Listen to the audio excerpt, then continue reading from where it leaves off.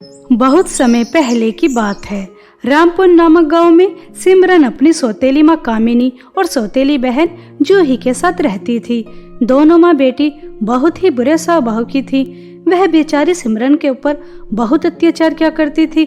उससे घर का सारा काम कराती और अगर कुछ काम गलत हो जाता तो उसकी सौतेली माँ सिमरन की बहुत पिटाई भी किया करती थी। कामिनी जूही को पूरी आज़ादी दिया करती थी। वह अपने दोस्तों के साथ चाहे कितनी रात तक पार्टी करे, कितने भी पैसे उड़ाए, लेकिन कामिनी कभी एक शब्द जूही को नहीं कहती थी। और सिमरन ऐसे ही दुखों की भरी जिंदगी अपनी सौतेली माँ और सौतेली बहन के साथ जी रही थी। एक दिन सिमरन अपनी सौतेली माँ से कहती है, माँ, सर्दी आ चुकी है, इस स्टोर रूम में मुझे बहुत ठंड लगती है। अगर मुझे कंबल या रजाई मिल जाए तो मेरी ठंड कुछ कम हो जाएगी। पूरी रात मैं ठंड से कांपती रहती हूँ। लकड़ी जलाकर अपनी सर्दी कम कर लिया कर, मनहूस। बचपन में ही अपनी माँ को खा गई और जब इससे भी पेट नहीं भरा तो अपने पिता को खा गई। तो जैसी मनहूस लड़कियों को कुछ नहीं मिलता। मैंने अपने घर में सिर्फ तुझे इसलिए बर्दाश्त करके रखा है कि मुझे और मेरी बेटी को कोई काम नहीं करना पड़ता। अगर किसी नौकरानी को रखूंगी तो 2 पैसे बाहर जाएंगे। मैंने तुझे कल गेहूं पीसने के लिए दिए थे, आटा कहाँ है? महारानी को रजाई चाहिए। माँ, गेहूं नहीं पीसे, आज रात को पीस दूंगी। कल जूही दीदी ने अपने रूम को साफ कराया था, अपनी अलमारी साफ कराई थी, तो सारा समय वहीं लग गया। आज सभी गेहूं पीस दूंगी, सुबह तक आपको आटा मिल जाएगा। हाँ, सुबह तक आटा मिल जाना चाहिए, वरना तुझे अच्छी तरह से पता है कि मैं तेरी कितनी पिटाई करूंगी। ऐसा कहकर कामिनी वहां से चली जाती है और सिमरन झाड़ू पोंछा, कपड़े धोना, इस्त्री करना, सब काम करके अपने स्टोर रूम में अपने हिस्से का खाना लेकर चली जाती है और गार्डन से कुछ लकड़ियां इकट्ठा करती है और उन्हें जलाकर उसी के सामने बैठकर खाना खाती है। और कुछ समय बाद आग के सामने बैठकर ही सारे गेहूं चक्की पर पीसती है। गेहूं पीसते पीसते सिमरन के हाथ में छाले निकल आते हैं और सिमरन चक्की के पास बैठी बैठी ही सो जाती है। सुबह के 8 बज जाते हैं लेकिन उसकी आंखें नहीं खुलती। तभी जूही बहुत गुस्से में सिमरन के पास आती है और उससे कहती है, क्यों नौकरानी, तुझे एक बार की बात समझ में नहीं आती? माँ ने तुझे कितनी बार कहा है कि तुझे सुबह को 5 बजे उठना है, 8 बजे नहीं। मम्मी और मुझे कितनी भूख लगी है, तुझे इस बात की जरा भी चिंता नहीं है। चल जल्दी से हमारे लिए नाश्ता तैयार कर। और हाँ, ये रहा मेरा सुंदर लहंगा, इस पर इस्त्री भी कर देना। और उसके बाद तुझे मेरे मैनिक्योर और पेडिक्योर भी करना है। मेरा मुंह क्या देख रही है, चल काम पर लग जा। जूही दीदी, मैंने पूरी रात गेहूं पीसे हैं, जिसकी वजह से मेरे हाथों में छाले निकल आए। अगर मैं दवाई लगाकर थोड़ी देर आराम कर लूंगी तो उसके बाद मैं आपके लहंगे पर इस्त्री भी कर दूंगी और आपका मैनिक्योर और पेडिक्योर भी कर दूंगी। लेकिन दीदी, नाश्ता आप खुद बना लो। क्या कहा? नाश्ता और मैं बना लूं? तेरा दिमाग तो खराब नहीं हो गया? मैं घर की शहजादी हूँ और शहजादियाँ कभी काम नहीं किया करती। तेरे हाथ में छाले निकल रहे हैं, इससे हमें कोई फर्क नहीं पड़ता। चुपचाप हमारा नाश्ता तैयार कर और उसके बाद जो काम दिया है उसे खत्म कर। आई बड़ी आराम करने वाली, चल यहाँ से। जूही को जरा भी सिमरन के ऊपर दया नहीं आती और वह सिमरन को काम बताकर चली जाती है और सिमरन नाश्ता बनाने के लिए चली जाती है। उसके हाथ में बहुत दर्द हो रहा था, लेकिन बेचारी सिमरन करती भी तो क्या करती, उसकी सुनने वाला घर में कोई नहीं था। सिमरन पहले तो नाश्ता तैयार करती है, उसके बाद दोनों माँ बेटियों को नाश्ता देती है और नाश्ता देने के बाद जूही के लहंगे पर इस्त्री करने चली जाती है। इस्त्री करते समय सिमरन गहरी सोच में चली जाती है। अगर आज माता पिताजी जिंदा होते तो कितना अच्छा होता। मैं अपनी सौतेली माँ और सौतेली बहन का अत्याचार नहीं सह रही होती। मुझसे घर का कितना ज्यादा काम करवाया जाता है, जैसे मैं इंसान ही ना हूँ। मेरे हाथ में कितना दर्द हो रहा है, लेकिन मेरी सौतेली माँ और सौतेली बहन को जरा भी फर्क नहीं पड़ता। वो मुझसे इतने दर्द में भी काम करा रही हैं। काश मैं भी अपने माता पिता के पास चली जाऊं तो अच्छा रहेगा।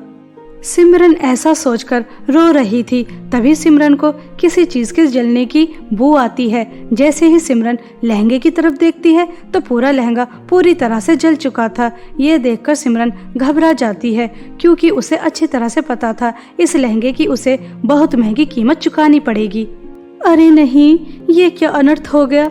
अगर इसके बारे में जूही दीदी और माँ को पता चल गया तो पता नहीं वो मेरे साथ क्या करेंगी। कहीं मुझे जान से ही ना मार दें। ऐसा कहकर सिमरन बहुत घबरा रही थी। तभी वहां पर जूही आ जाती है और अपने लहंगे को जला देखकर आग बबूला हो जाती है और वह सिमरन के एक जोर से थप्पड़ मारती है और चिल्लाकर अपनी माँ को बुलाती है। मम्मी मम्मी, जल्दी से यहाँ आओ, देखो इस नौकरानी ने मेरा कितना सुंदर लहंगा जला दिया। इस नौकरानी की पहले ही मेरे इस लहंगे पर नजर थी और इसने जानबूझकर मेरा लहंगा जला दिया। मम्मी जी जल्दी से यहाँ आओ। जूही की आवाज सुनकर कामिनी भागकर आती है। तभी जूही कामिनी को सब बताती है किस तरह से सिमरन ने उसका कीमती लहंगा जला दिया। तभी कामिनी इस्त्री उठाकर सिमरन के हाथ पर लगा देती है। तभी सिमरन रोते हुए अपनी सौतेली माँ से कहती है, माँ ये आपने क्या कर दिया, मुझे कितनी जलन हो रही है। आपने मेरा हाथ जला दिया, पहले ही मेरे हाथ में छाले निकल रहे थे और आपने इस्त्री लगा दी है। मुझे बहुत दर्द हो रहा है। ये लहंगा मैंने जानबूझकर नहीं जलाया। आप दोनों मेरे ऊपर इतना जुल्म और अत्याचार क्यों करती हो? मैं भी तो इस घर की बेटी ही हूँ, सौतेली हूँ, लेकिन हूँ तो आपकी बेटी ही। मैंने कभी तुझे अपनी बेटी नहीं समझा। तू नौकरानी है तो नौकरानी ही रहेगी। पहले ही मेरी बेटी का इतना सुंदर लहंगा जला दिया, अब तुझे एक हफ्ते तक अन्न का एक दाना नहीं मिलेगा। तब तुझे पता चलेगा कि नुकसान करने की क्या कीमत चुकानी पड़ती है, मनहूस। ऐसा कहकर जूही और कामिनी वहां से चली जाती हैं और बेचारी सिमरन रोते हुए अपने जले हाथ पर ठंडा पानी डालती है, उस पर टूथपेस्ट लगाती है और उसके बाद अपनी माँ की तस्वीर को देखकर बहुत रोती है। ऐसे ही कुछ दिन बीत जाते हैं। एक दिन गांव में राजमहल द्वारा अनाउंसमेंट होती है। सुनो सुनो गाँव वासियों, राजमहल की रानी अपने बेटे की शादी कराना चाहती हैं, इसलिए वह बहुत बड़ी पार्टी का आयोजन कर रही हैं। इस गांव की सभी सुंदर लड़कियों को इस पार्टी में आमंत्रित किया जाता है। सभी लड़कियां सुंदर सुंदर लहंगे पहनकर इस पार्टी में आएंगी। रानी को जो भी सुंदर लड़की अपने बेटे के योग्य लगेगी वह उससे राजकुमार की शादी कराएंगी। यह अनाउंसमेंट सुनकर गांव की सभी लड़कियां खुश हो जाती हैं और गांव की सभी लड़कियां अपनी अपनी तैयारियों में जुट जाती हैं। वहीं दूसरी तरफ जूही अपने लिए बहुत सुंदर लहंगा खरीद कर लेकर आती है और अपनी माँ को दिखाती है। मम्मी आपको पता है पूरे गांव में सबसे ज्यादा सुंदर मैं ही हूँ। राजकुमार की शादी तो मुझसे ही होगी। देखिए मैं कितना सुंदर लहंगा लेकर आई हूँ। ये लहंगा पहनकर तो मैं और भी ज्यादा सुंदर लगूंगी। और हाँ मम्मी, इस सिमरन की बच्ची से इस लहंगे को दूर ही रखना, कहीं पहले की तरह इस लहंगे को भी न जला दे। हाँ मेरी बच्ची, इस सुंदर लहंगे को मैं उस मनहूस से दूर ही रखूंगी। और मेरी प्यारी बच्ची, इसमें कोई शक ही नहीं है, राजकुमार से शादी तो तुमसे ही होगी। मेरी शहजादी बिटिया बहुत जल्द एक राजकुमारी बनने वाली है। मेरी बेटी राज करेगी, राज। ऐसा कहकर दोनों माँ बेटी बहुत खुश होती हैं और जूही अपने लहंगे को अपने रूम में रखने चली जाती है। यह बातें सुनकर सिमरन को बहुत दुख होता है। गांव की सभी सुंदर लड़कियां लहंगे पहनकर राजमहल में जाएंगी और वह नहीं जा पाएगी। यह सोचकर सिमरन अपने माता पिता को याद कर कर बहुत रोती है। माँ, आप हमेशा कहती थी कि मेरी शादी एक राजकुमार से होगी क्योंकि मैं किसी राजकुमारी से कम नहीं लगती। देखिए ना माँ, आपकी बेटी के साथ क्या हो रहा है। आपको तो स्वर्ग से सब दिखाई दे रहा होगा कि मेरी सौतेली माँ और सौतेली बहन मेरे ऊपर कितना जुल्म करती है। ऐसा कहकर सिमरन बहुत रोती है। तभी उसके स्टोर रूम में बहुत सुंदर एक परी आती है और वह परी सिमरन से कहती है, सिमरन तुम्हें उदास होने की जरूरत नहीं है। तुम्हारी माँ ने तुम्हारी पुकार सुन ली है। उन्होंने मुझे तुम्हारी मदद के लिए तुम्हारे पास भेजा है। तुम्हारी माँ ने तुम्हारे लिए ये सुंदर जादुई लहंगा दिया है। इसे पहनकर तुम राजमहल जाओगी। सच में परी, तुम्हें मेरी माँ ने मेरी मदद के लिए भेजा है। मेरी माँ कितनी अच्छी है। परी, आपको पता है पूरे संसार में माँ से अच्छा कोई नहीं होता। परी, तुम्हारा भी बहुत बहुत धन्यवाद। आप मेरे लिए मेरी माँ का आशीर्वाद लेकर आई हैं इस जादुई लहंगे के रूप में। अब मैं इस जादुई लहंगे को पहनकर राजमहल में जाऊंगी। मैं बहुत खुश हूँ। सिमरन को जादुई लहंगा देकर परी गायब हो जाती है और जैसे ही सिमरन वह जादुई लहंगा पहनती है तो सिमरन बहुत ही ज्यादा सुंदर हो जाती है, बिल्कुल एक राजकुमारी की तरह। उसके जितने भी जख्म होते हैं वो भी ठीक हो जाते हैं। और अब वह दिन भी आ ही जाता है जिस दिन गांव की सभी लड़कियों को सुंदर सुंदर लहंगे पहनकर राजमहल की पार्टी में जाना था। गांव की सभी लड़कियां और जूही बहुत अच्छे से तैयार होकर राजमहल चली जाती हैं और कुछ समय बाद सिमरन भी अपना जादुई लहंगा पहनकर राजमहल चली जाती है। सिमरन बिल्कुल भी किसी के पहचानने में नहीं आ रही थी। तभी सिमरन को देखकर जूही अपनी माँ से कहती है, मम्मी, ये सुंदर लड़की कौन है? आज से पहले तो मैंने कभी अपने गांव में इतनी सुंदर लड़की नहीं देखी, तो फिर ये कौन है? अरे बेटा, ये कोई आम लड़की नहीं है, ये किसी राजघराने की लड़की दिखती है। जरूर रानी या राजकुमार से मिलने आई होगी। तुम चिंता मत करो, राजकुमार से तो शादी तुम्हारी ही होगी। वहीं दूसरी तरफ सिमरन बहुत खुश थी। वह राजमहल में बहुत एंजॉय करती है। कुछ समय बाद राजकुमार और रानी भी आ जाते हैं। राजकुमार की नज़र जैसे ही सिमरन पर जाती है, वह पहली नज़र में सिमरन को पसंद करने लगे थे। राजकुमार राजमहल में उपस्थित सभी लड़कियों को छोड़कर सिमरन के पास जाते हैं और उससे डांस के लिए पूछते हैं। सिमरन राजकुमार के साथ डांस करने के लिए तैयार हो जाती है और दोनों डांस करते हैं। रानी समझ जाती है कि राजकुमार को सिमरन पसंद है, इसलिए कुछ समय बाद रानी एक अनाउंसमेंट करती हैं। हमने इस पार्टी का आयोजन जिस मकसद के लिए किया था वह हमारा पूरा हो चुका है। हमारे बेटे राजकुमार के लिए हमें लड़की मिल चुकी है। हम अपने बेटे राजकुमार की शादी सिमरन से कराना चाहते हैं। यह अनाउंसमेंट सुनकर सिमरन खुश हो जाती है कि उसकी शादी एक राजकुमार से होगी। उसकी माँ ने जो बचपन में कहा था वह बात पूरी हो गई।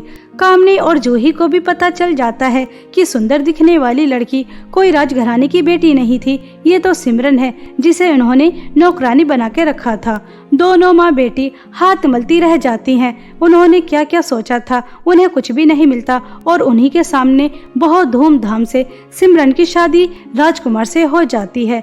आज सिमरन बहुत खुश थी कि वह अपनी सौतेली माँ और सौतेली बहन के जुल्म और अत्याचार से बाहर निकल आई, सिर्फ जादुई लहंगे की मदद से।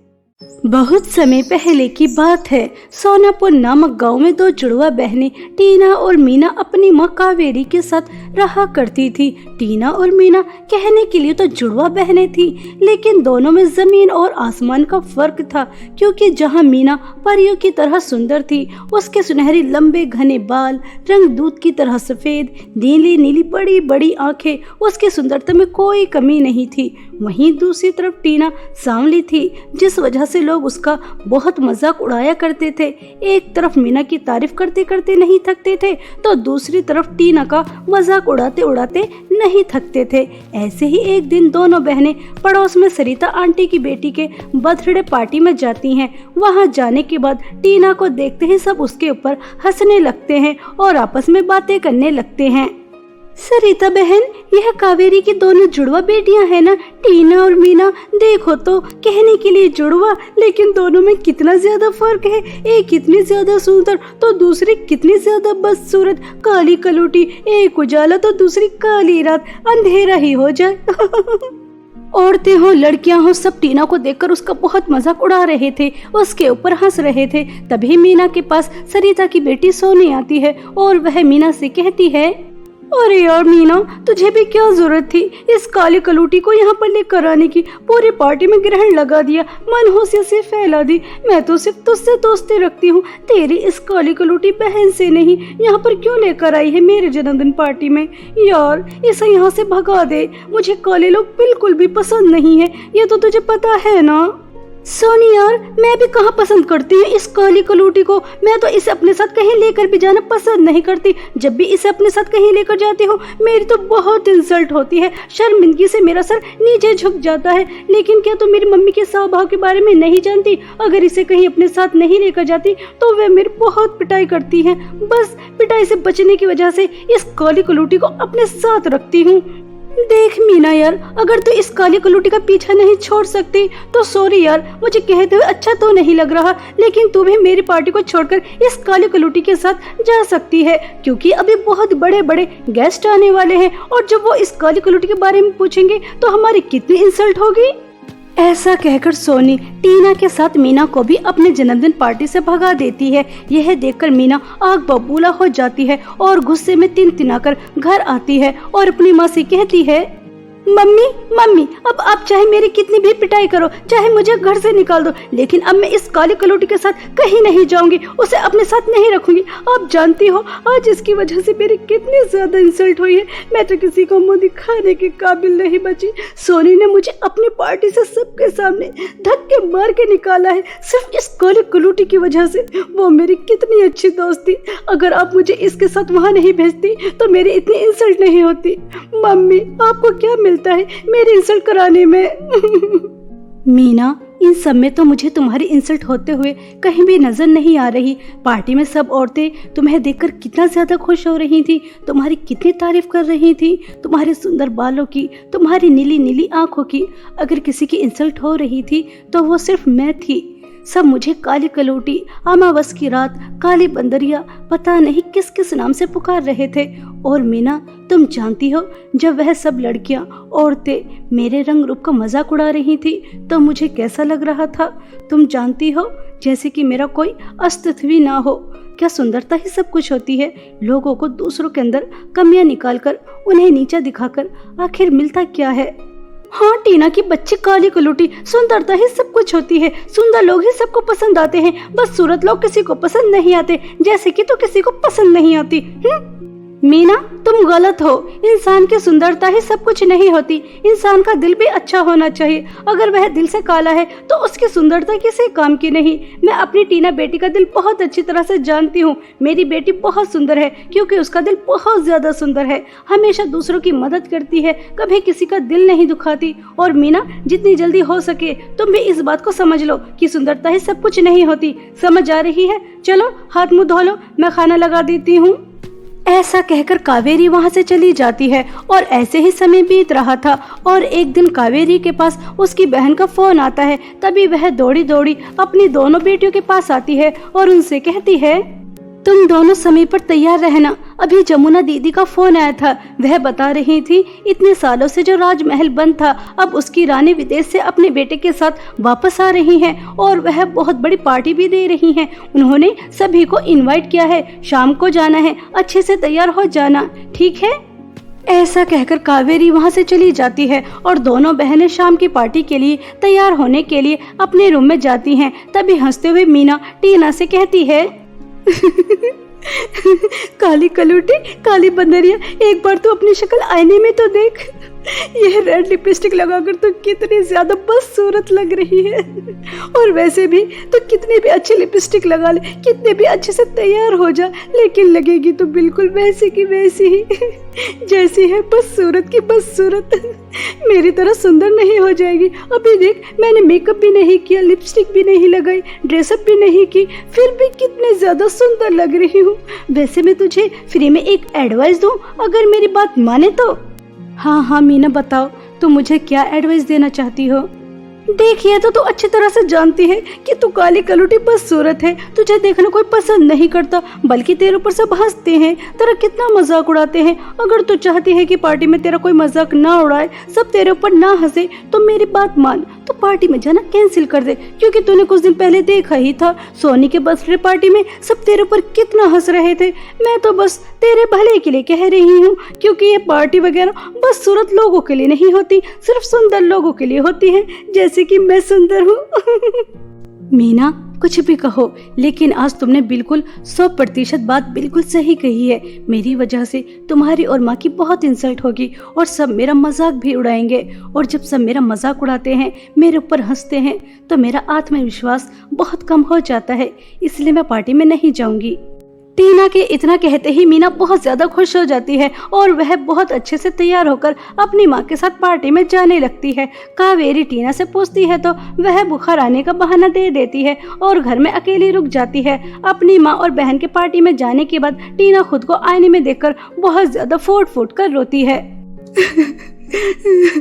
आज मैं अपने रंग रूप की वजह से इतनी बड़ी पार्टी में नहीं गई। सब वहाँ पर कितना एंजॉय कर रहे होंगे, बस मुझे छोड़कर। अगर मैं भी सुंदर होती, काली नहीं होती, तो कोई मेरा मजाक नहीं उड़ाता, मेरे ऊपर हंसता नहीं, तो कितना अच्छा होता। मगर ऐसा नहीं है, हकीकत ये नहीं है। मैं काली हूँ, सुंदर नहीं हूँ, मगर क्या मुझ जैसी लड़कियों को जीने का कोई अधिकार नहीं? क्या मुझे पार्टी शादी में जाने का कोई अधिकार नहीं? मैं खुश नहीं रह सकती।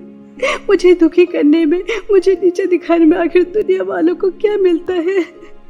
वो मुझे खुश क्यों नहीं रहने देते? ऐसा कहकर टीना बहुत ज्यादा फूट फूट कर रो रही थी। तभी टीना को बाहर से किसी के रोने की आवाज आती है।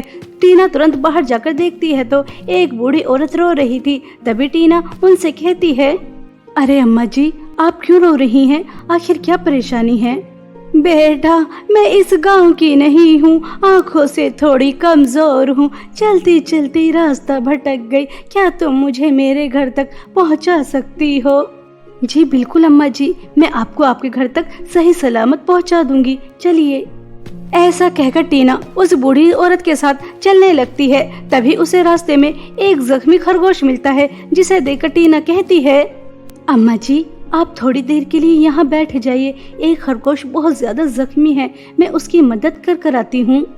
ऐसा कहकर टीना अम्मा को पेड़ के नीचे बिठा देती है और खुद उस खरगोश के पास जाती है और आसपास के पेड़ से जड़ी बूटियां लेकर उस खरगोश के जख्मों पे लगा देती है। वह खरगोश कुछ ही देर में पहले से बेहतर हो जाता है। टीना खरगोश की मदद करके अम्मा के साथ थोड़ी दूर और चलती है तो टीना को एक सूखा पेड़ नजर आता है और उसके आसपास गंदगी भी बहुत ज्यादा थी, जिसे देखकर टीना कहती है, अम्मा जी माफ करना, लेकिन बस थोड़ी देर और। यहाँ पर सभी पेड़ हरे भरे हैं, लेकिन एक पेड़ सूखा हुआ है। लगता है काफी समय से इसने पानी नहीं पिया और उसके आसपास भी गंदगी बहुत है। बस मैं उस पेड़ को पानी पिलाकर और उसकी सफाई कर अभी आती हूँ।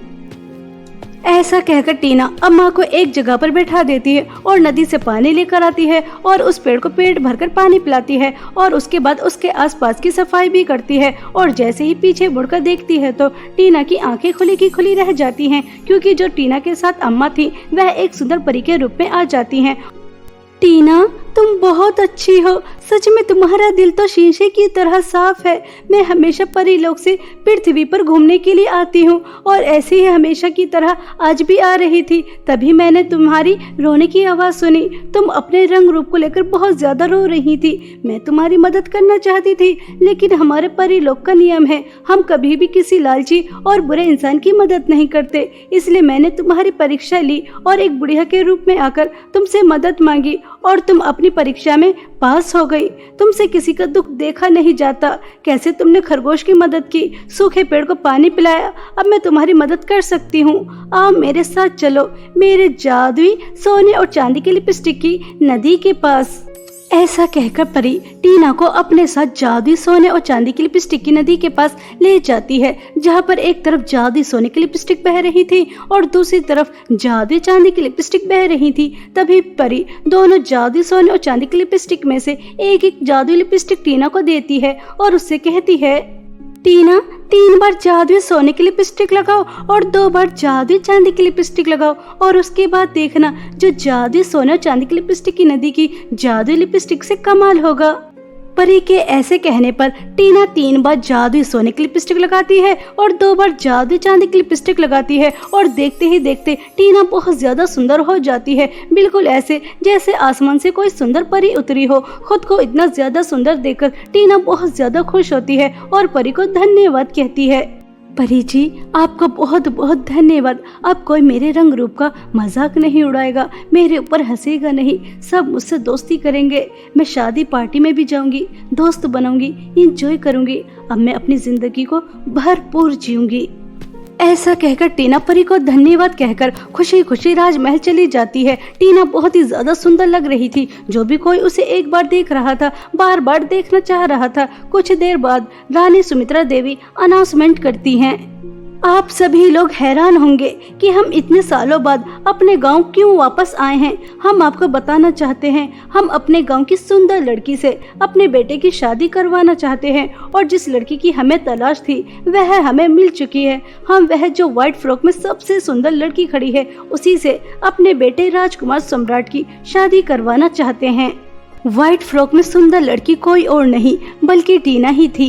यह सुनकर टीना बहुत ज्यादा खुश हो जाती है और कुछ समय बाद मीना और उसकी माँ को भी पता चल जाता है कि सुंदर लड़की और कोई नहीं बल्कि टीना ही है। कावेरी तो बहुत ज्यादा खुश होती है, लेकिन मीना अंदर ही अंदर जल भूनकर राख हो जाती है और वह टीना से कहती है, तो इतनी ज्यादा बदसूरत थी, काली कलूटी थी, अचानक इतनी ज्यादा सुंदर कैसे हो गई, मुझे नहीं बताएगी? मीना, क्योंकि मेरे पास जादुई सोने और चांदी की लिपस्टिक है जिसे लगाते ही मैं इतनी ज्यादा सुंदर हो गई। अरे वाह, जब ये काली कलूटी बदसूरत इतनी ज्यादा सुंदर हो सकती है तो मैं तो कितनी ज्यादा सुंदर हूँ, और भी ज्यादा सुंदर हो जाऊंगी। मुझसे ज्यादा सुंदर और कोई नहीं होगा और फिर राजकुमार सम्राट से तो मेरी ही शादी होगी, इस काली कलूटी की नहीं। घर जाते ही तुरंत जादुई सोने और चांदी की लिपस्टिक लगा लूंगी, फिर देखना टीना की बच्ची तो कैसे करती है राजकुमार सम्राट से शादी। ऐसा सोचकर मीना अंदर ही अंदर बहुत खुश होती है और घर जाने के बाद तुरंत टीना के पर्स से जादुई सोने और चांदी की लिपस्टिक निकालती है और लगा लेती है। मीना को नहीं पता था कि जादुई सोने और चांदी की लिपस्टिक किस तरह से लगाई जाती है, इसलिए वह गलत तरीके से लगा लेती है और उसको उसके गलत परिणाम भी भुगतने पड़ते हैं, क्योंकि उसे लगाते ही मीना बहुत ही ज्यादा बदसूरत हो जाती है। खुद को इतना ज्यादा बदसूरत देखकर मीना बहुत फूट फूट कर रोती है, लेकिन अब कुछ नहीं हो सकता था। मीना ऐसे ही बदसूरत रहती है और टीना की कुछ समय बाद राजकुमार सम्राट से शादी हो जाती है और वह उसके साथ विदेश वापस चली जाती है और वहां जाकर एक हंसी खुशी जीवन बिताती है। इसी तरह टीना के अच्छे स्वभाव की वजह से उसकी जिंदगी में खुशियां ही खुशियां आ गई, और वहीं दूसरी तरफ मीना के बुरे स्वभाव, घमंड और लालच की वजह से उसकी जिंदगी में अंधेरा ही छा गया।